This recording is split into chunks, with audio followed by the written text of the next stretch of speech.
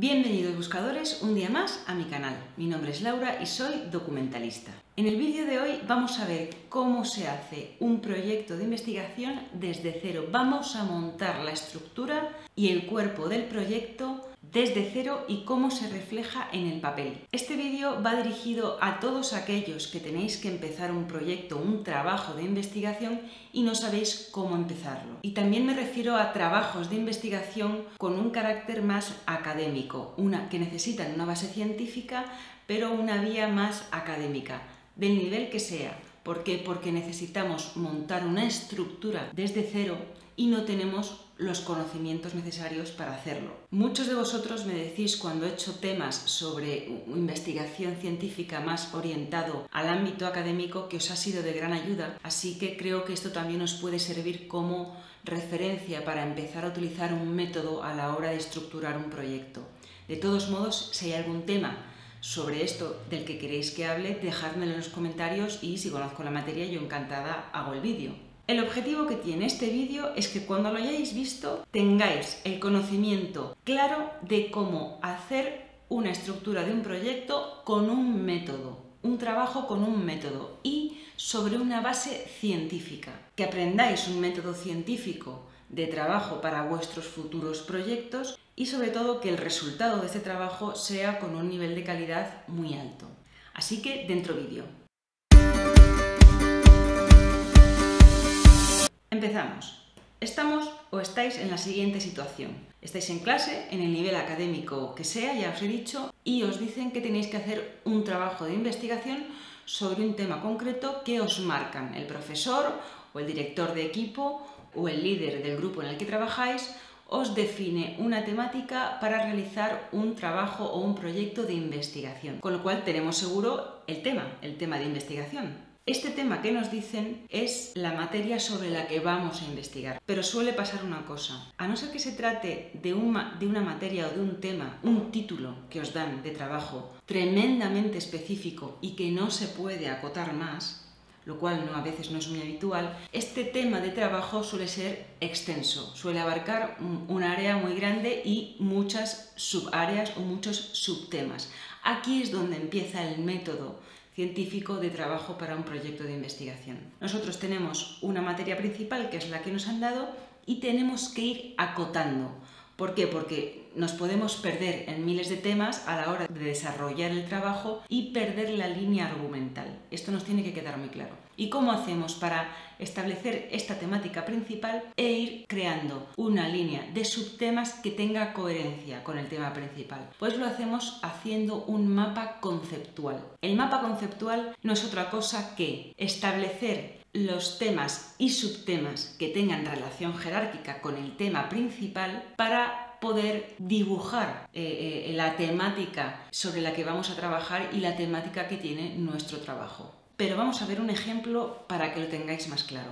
Vamos a ver con un ejemplo esto que os hablo de dibujar el mapa conceptual del tema y los subtemas. Imaginemos que tenemos un tema de investigación que nos han marcado, que es, pues me lo he inventado, que es historia y evolución de la genética. Esto es lo que nos dice el profesor, que tenemos que investigar y que crear un trabajo de investigación sobre este tema. Como vemos, el tema es claro, pero es bastante general. Entonces necesitamos hacer un mapa conceptual para ver exactamente sobre qué tenemos que trabajar. El tema principal se divide en dos, en la historia de la genética y en la evolución de la genética. Ambos temas por sí solos son muy amplios. Con lo cual lo que hacemos es empezar por uno de ellos. Historia de la genética. La historia de la genética, y esto es el mapa conceptual. Historia de la genética. ¿Qué es historia de la genética? Sus orígenes, que son los científicos más representativos que ha tenido la genética a lo largo de su historia, o las diferentes disciplinas que componen la genética a lo largo de la historia, porque la genética ha tenido, como cualquier ciencia, ha tenido una evolución, una historia, y empezó siendo una cosa y se fueron adheriendo otras ciencias o subciencias que son las que componen hoy la genética. Y por el otro lado tenemos la evolución de la genética. La evolución de la genética como ciencia propiamente dicha es epigenética, es biología molecular, es genómica. yo tengo que decidir entre todo esto sobre qué voy a hablar, sobre qué voy a buscar, porque en cada uno de estos subtemas da para hacer un trabajo solo, pero yo tengo que hacer un trabajo sobre historia de la genética y evolución de la genética, con lo cual tengo que determinar. Me voy a centrar un poco en su origen, voy a hablar de los científicos que fueron representativos o no me interesa porque el objetivo que tengo no necesito cubrir esto. En la evolución de la genética voy a tratar de manera específica temas o subciencias que se han ido adheriendo a la genética, como la biología molecular, la genómica, el estudio del ADN, por ejemplo, me lo estoy inventando. Esto nos pasa absolutamente en todas las ramas científicas sobre las que queramos trabajar. Por eso tenemos que realizar un mapa conceptual para clarificar bien cuál es el tema principal, cuáles son los subtemas que se componen en ese tema principal, y una vez que he dibujado el mapa conceptual en el que reúno todo lo que puede implicar la historia y la evolución de la genética, tengo que seleccionar. ¿Y selecciono en función de qué? Selecciono en función de mi objetivo. ¿Mi objetivo cuál es? Mi objetivo para desarrollar este tema es X, y para eso tengo que hablar de los orígenes, de los científicos representativos, de la epigenética, de la genómica, pero no de la biología molecular. Por ejemplo, si mi objetivo es uno u otro, me tengo que centrar en unos temas y subtemas o en otros. Y tengo que ser específico y ser claro en eso cuando desarrolle la introducción y la exposición de motivos. ¿Por qué? Porque así el que lo lee entiende por qué he hablado de una cosa y no de otra en el desarrollo de la historia y la evolución de la genética. Así consigo coherencia y calidad en mi trabajo. Porque si no, el profesor, por ejemplo, va a decir, bueno, pero es que tú en el desarrollo del trabajo de historia y evolución de la genética no me has hablado de la epigenética y es importantísima. Y tú has decidido no hablar de la epigenética por el motivo tal. Pero tú en esa introducción y en esa exposición de motivos desarrollas el por qué hablas de unas cosas y no de otras, das sentido y argumentas de manera correcta por qué enfocas así tu trabajo.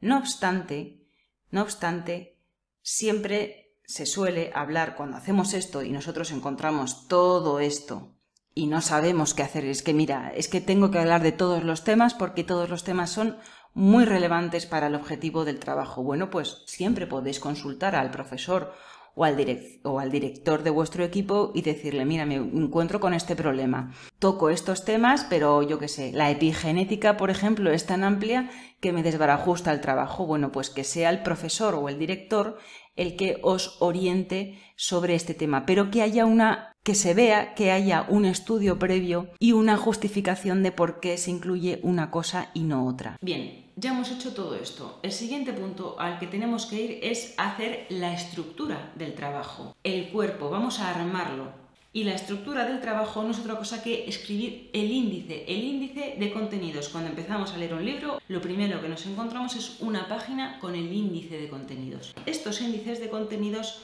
suponen la estructura total de nuestro trabajo de investigación.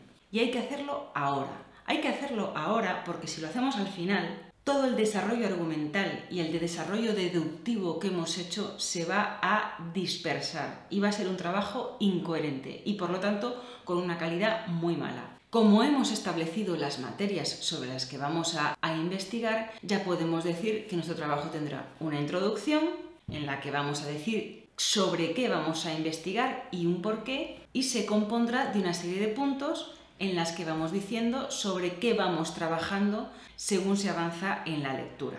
El siguiente punto, después de haber creado este índice, haber estructurado la globalidad del trabajo, y este punto se engloba en el índice, es el estado de la cuestión o estado del arte. Y esto es un contexto general en el que vamos a decir cómo están las cosas en el tema sobre el que vamos a trabajar. Y es muy importante hablar de este estado de la cuestión o este estado del arte porque al que lo lee le da una idea muy buena, muy general y muy actual de la situación científica, si es un campo científico, de lo que está leyendo. Este estado de la cuestión o estado del arte se crea realizando unas búsquedas bibliográficas, búsquedas de artículos de investigación, artículos publicados en revistas o libros, que son los que definen cómo está ese campo de investigación. Si nunca habéis hecho un trabajo de este tipo, y es el primero que hacéis, os recomiendo que o bien utilicéis una búsqueda en bases de datos en Internet o vayáis a la biblioteca con la que soléis trabajar, del centro en el que estudiáis, y allí os ayuden a realizar la búsqueda sobre los temas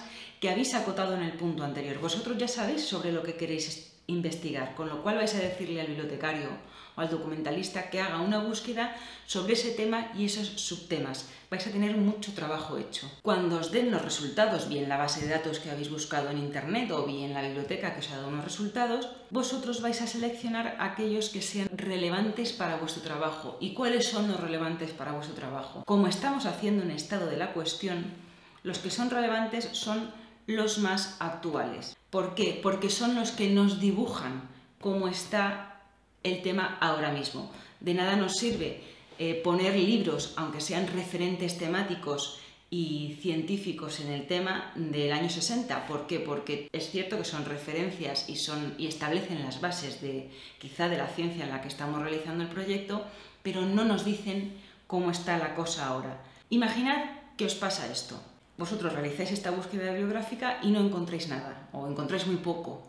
Bueno, pues el encontrar poco o nada sobre ese tema es ya un indicio, ya nos está diciendo que en este área, en este subárea y en esta forma de trabajo que yo voy a reflejar en mi proyecto, no se está trabajando nada. Es muy raro que no tengamos resultados sobre ese tema, pero bueno, nos da una visión que por el motivo que sea, no se está realizando mucha investigación o demasiada investigación sobre ese tema. Es decir, los resultados que obtengamos, sean muchos o pocos, todos nos dan indicios para llegar a unas conclusiones. Bien, ya hemos dibujado este contexto, este estado de la cuestión, esta situación del tema en el que estamos investigando.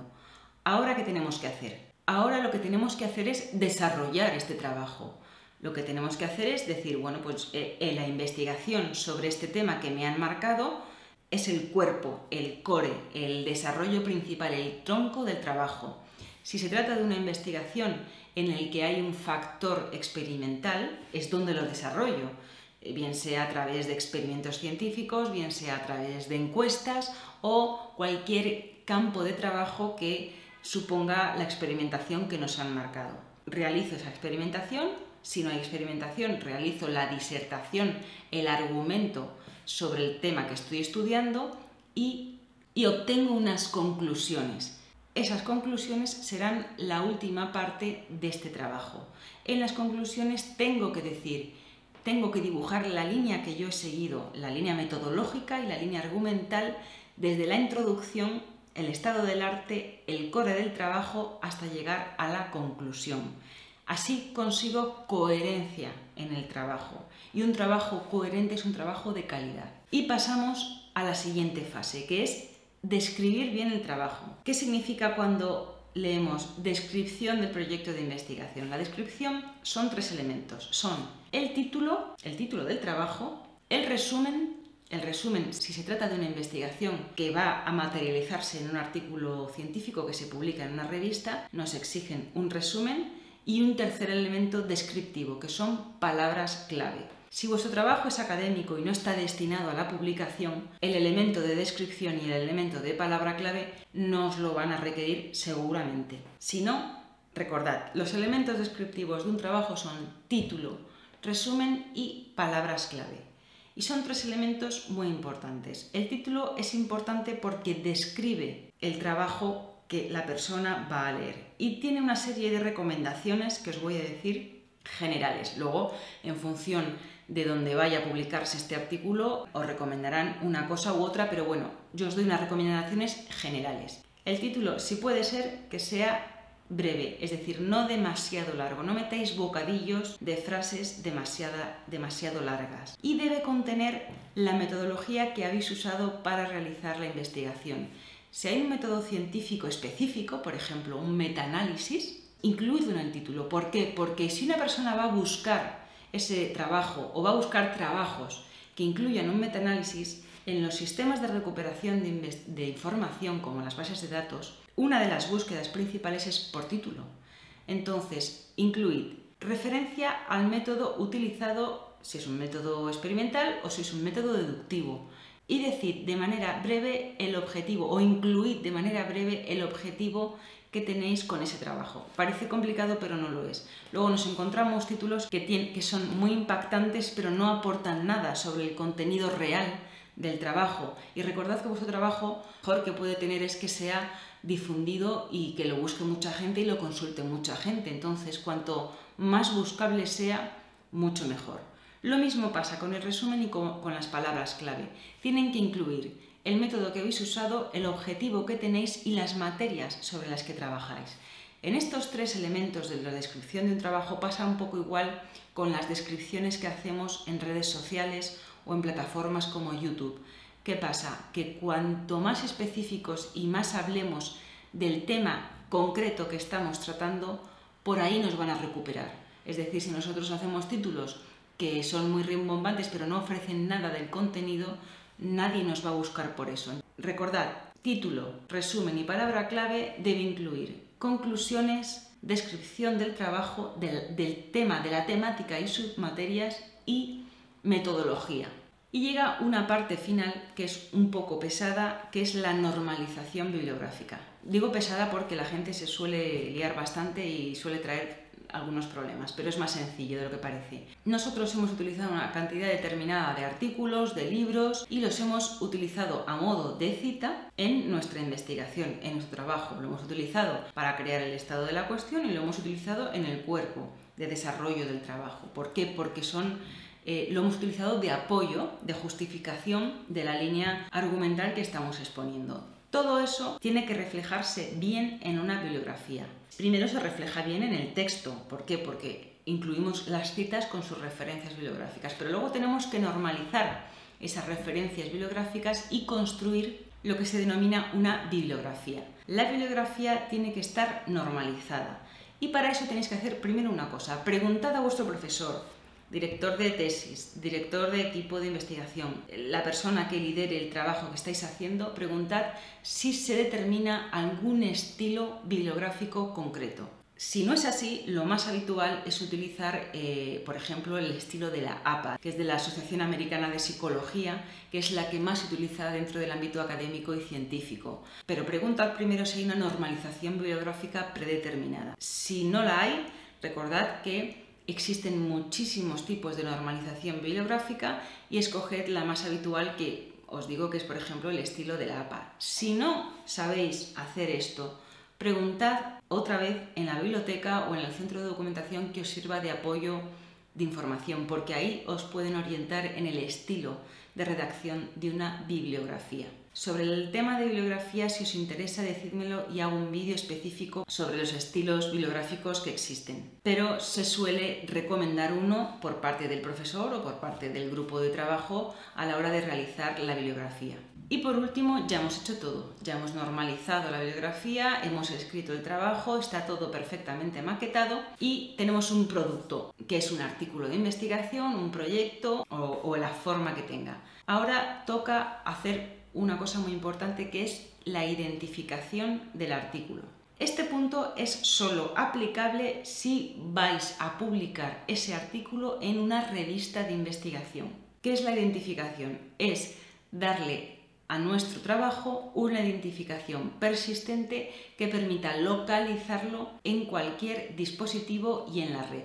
Tengo un vídeo específico sobre los identificadores persistentes, que son de los que estoy hablando. Vosotros, como investigadores o como estudiantes que habéis publicado un artículo, no tenéis que gestionar esa solicitud vosotros, porque lo va a hacer o bien la editorial o bien la universidad que publique vuestro trabajo, si va a ser la universidad, digamos, la editora de vuestro trabajo. Entonces serán ellos los encargados de solicitar este identificador. Pero debéis saber que vuestro trabajo debe ir acompañado de su correspondiente identificador persistente, que va a ser el que permita localizar vuestro trabajo sin miedo a que se caiga el servidor en el que esté alojado o haya cambios en las bases de datos. Siempre se va a localizar por este identificador. Todo esto que os he dicho es necesario para tener un método de trabajo a la hora de hacer un trabajo de investigación académico. Ya os digo, da igual que estéis en la escuela, que estéis en un instituto o en la universidad.